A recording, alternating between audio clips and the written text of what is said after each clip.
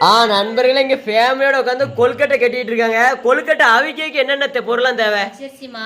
பச்சரிசி மாவு, பாவு காய்ச்சி வச்சிருக்கேன். சரி. சுக்கு இடிச்சு வச்சேன்.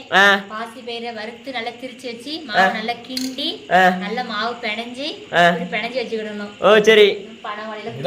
மாவு மாவு கொழுக்கட்டை மாவு இது வந்து பனை குருத்து ஓலையில நம்ம நைஸா உள்ள வச்சுட்டு அப்படியே மடக்கி வச்சு கட்டிடணும். ஓ சரி சரி. ஏன்னா இதுல இப்படி பனை ஓலையில வச்சு ஏன் கட்டணும் அப்படின்னா பனை ஓலையோட மனம் தான் நம்ம கொழுக்கட்டையோட டேஸ்ட் அது கிடையாது. அதெல்லாம் வந்து பழைய காலத்துல பாரம்பரிய பழக்க வழக்கங்களை வந்து பழைய முன்னோர்கள்லாம் செஞ்சது. அதை நாங்க கிராமங்கள்ல இன்னும் கடைபிடிச்சிட்டு இருக்கோம். அதனால நீங்க எல்லா மக்களும் எங்க வீட்டுக்கு வந்து கொழுக்கட்டை சாப்பிட வாங்க.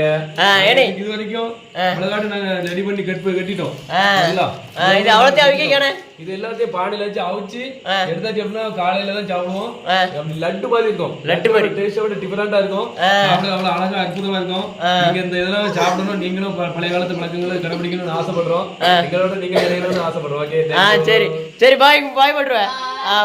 பாய் பண்றேன். அவன் கையில மரியாதை வச்சிருக்கா. பாய் பாய் பாய் பண்றேன். வா பாய் பண்றேன். நடா பண்றேன். திருப்பி போறேன். சரி பாப்போம் பாப்போம்.